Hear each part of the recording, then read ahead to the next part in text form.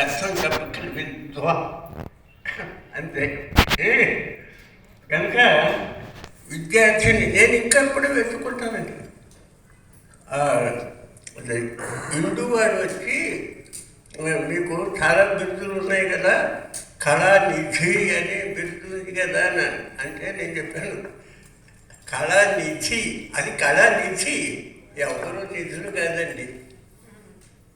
కళ అనేది నిధి. అందుకనే రామస్వామి అంటే శ్రేషాయుగంలో రాముడే నేను. అలాగే కళానిధి అంటే కళానిధి మనం కాదు. మరి నువ్వేమిటని అడిగాడు. కళ సన్నిధిలో పెరుగుతున్నా. నేను నిధి కాదు, ఆ నిధి సన్నిధిలో పెరుగుతున్నాను, ఇంకా వెతుక్కుంటున్నాను. లేకపోతే ఈ వయసులో రికార్డు బ్రేక్ ఎవ్వరు భాష పెట్టేసి కూర్చున్నా. అందులో ఈ రోజుల్లో అన్ని టేబుల్ న్యూస్ కదా, అందరూ టేబుల్ న్యూస్ కదా, కింద కూర్చోవడం అలవాట్లు లేవు. సంగీతం వాళ్ళు కూడా అలాగే అయిపోయారు. అందుకని ఈ వయసులో నేను ఇంకా వాయించగలను. వాళ్ళు ఏం బాగోలేదు. ఎందుకనే చలి రాగానే చదువు వడుకు పుట్టిపోయింది. బాగా విపరీతమైన ఇది ఇచ్చారు వాళ్ళు. అందుకని లేకపోతే ఇంకా కొంచెం వాయిస్తానండి, వాయించగలను. అందరిలో ఉంది. వాళ్ళు సుధాకర్ ఏదో ప్లాన్ చేసుకున్నారు. 100 ఒకటి పక్కన 2 సున్నాలకి ఏదో గొప్ప ఏదో చేయాలని పెట్టుకున్నాడు అతను. అప్పుడు వాయిస్తాను. మా హేమలత చిన్నప్పుడు ఇక్కడే నేర్చుకుంది. డాక్టర్ హేమలత. తను చక్కగా పాడేది. వాళ్ళ నాన్నగారికి ఏమో సంగీతం చెప్పించాలని వాళ్ళ నాన్నగారికి, వీడేమో డాక్టర్ని అవ్వాలని డాక్టర్గా వెళ్ళిపోయి చక్కగా పాడేది. అరవాళ్ళ అమ్మాయి, అరవాళ్ళ క్యారెక్టర్ ఇక్కడే పెరిగింది. చాలా చక్కగా పాడుతుంది. పాపం పని కట్టుకుని వాడు వచ్చింది. మీ అందరూ ఎంతసేపు కూర్చున్నందుకు పెద్దవాడిని పెద్ద ఇబ్బంది ఏమిటి అంటే ధన్యవాదాలని అనుకోడు. ఇబ్బంది పెడుతుంది. చాలా అదే మా గురువుగారు ఆశీస్సులు మన అందరికీ ఉంటాయి. ఏమైనా లోపాలు ఉంటే మన్నించి ఇంకా బాగా జరగాలంటే మీ అందరి సహకారం కావాలి. మీరు డబ్బులు ఇవ్వక్కర్లేదండి, కొంచెం చక్కగా వినండి. సంగీతం వల్ల ఇంకోటి కూడా, నేను ఇంత వయసులో ఉండటానికి కారణం ఏంటో తెలుసు మీకు? సంగీతం. 99 ఏళ్ళు అధిక మాటలతో 103. ఇంత వయసులో ఇంకా ఇంతకంటే బాగా వాయించగలను ఉండటానికి కారణం ఏంటంటే సంగీతంలో చాలా వైబ్రేషన్, ఒక్కొక్క స్వరంలో ఒక్కొక్క వైబ్రేషన్ వస్తుంది. 22 అంటే మీరు వెళ్ళిపోవాలేమో సోది అని అనుకుంటున్నాను. 22 శృతులు అంటారు.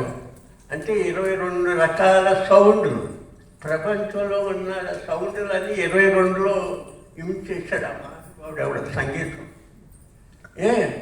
ఒక్కొక్క స్వరంలో ఒక్కొక్క వైబ్రేషన్ ఉంటుంది. డాక్టర్లు ఉన్నారు, వాళ్ళ దగ్గర నేను మాట్లాడకూడదు. ఒక్కొక్క స్వరంలో ఒక్కొక్క సౌండ్లో వైబ్రేషన్ ఉంటుంది.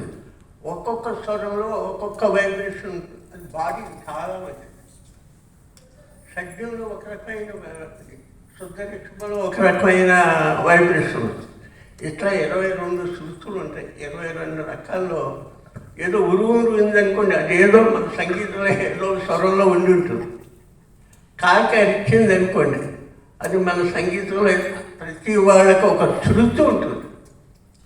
లేకపోతే సుధాకర్ వచ్చాడని ఎత్త గుర్తు చూడకుండా సుధాకర్ వచ్చాడని చెప్తాం మాట విని. అంటే ఆ సౌండ్లో సుధాకర్ కనిపిస్తాడు.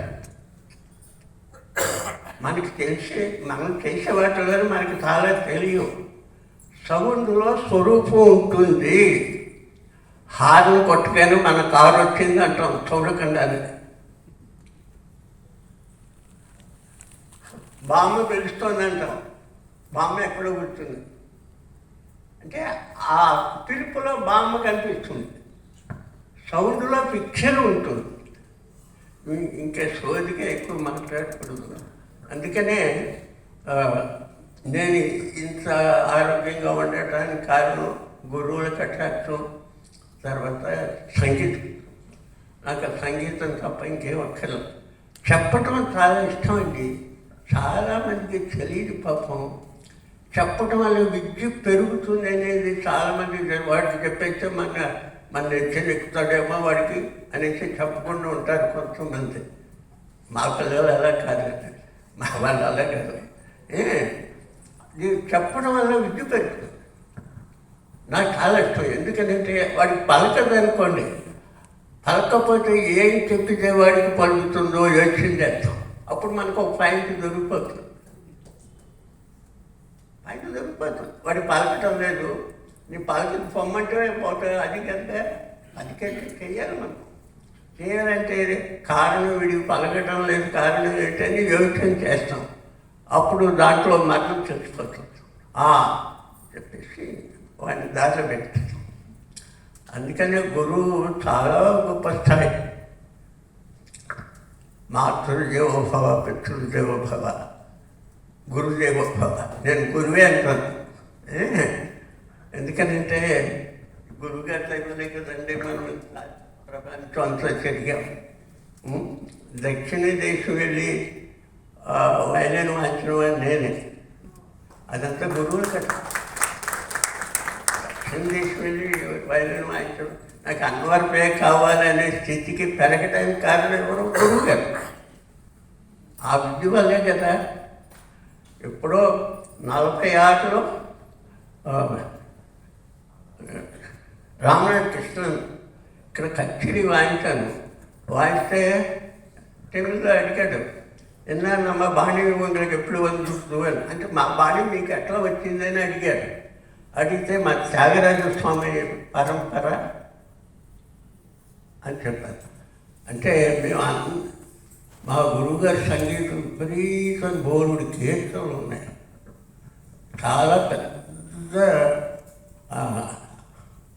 సంస్థ గురు. ఆ రోజుల్లో నిప్పులు కడిగే రోజులలో కుల మతాలకు అతీతంగా మా గురువుగారు ఉండి చెప్పారు. ఒక దారి పట్టి లాంటి గొప్ప విద్వాంసులే, ఒక బాలమ్మలు, ఇలా ఎంతోమంది. సర్దే సుబ్బారావు గారు అద్భుతంగా వచ్చారు, పొన్నారావు, కృష్ణమాచారి, ఇట్లా అన్నింటికంటే తల్లి విలువైంది కనుక ఇంకెప్పుడైనా కలుసుకున్నాం. ఏదైనా పొరపాటు ఉంటే పెద్దవాడిని మన్నించమని అడగకూడదు.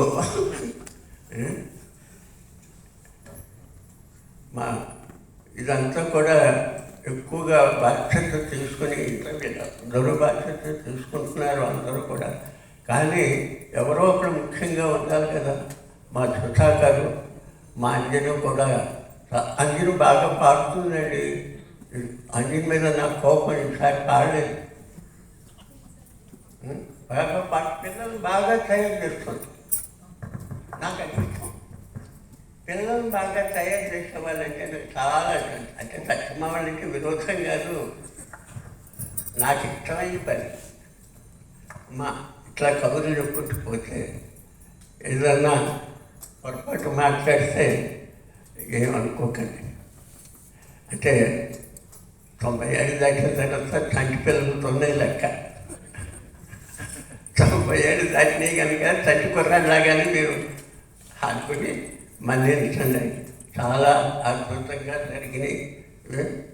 దీనికి సహాయపడినందరికీ కూడా ధన్యవాదాలు తెలియపరుస్తూ,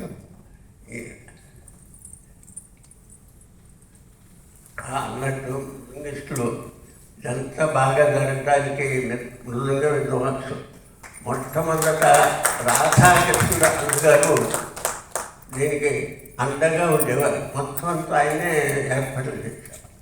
తర్వాత అట్లాగే పరస్పర వీరందరూ కూడా ఎంతో సహకరిస్తున్నారు. ఆ మృదంగ విద్వాంసులందరికీ కూడా సభా తరఫున నేను పెద్దవాడిని దీనికి అందరికీ మా గురువుగారి ఆశీస్సులు ఎల్లప్పుడూ ఉండాలని కోరుకుంటున్నాను.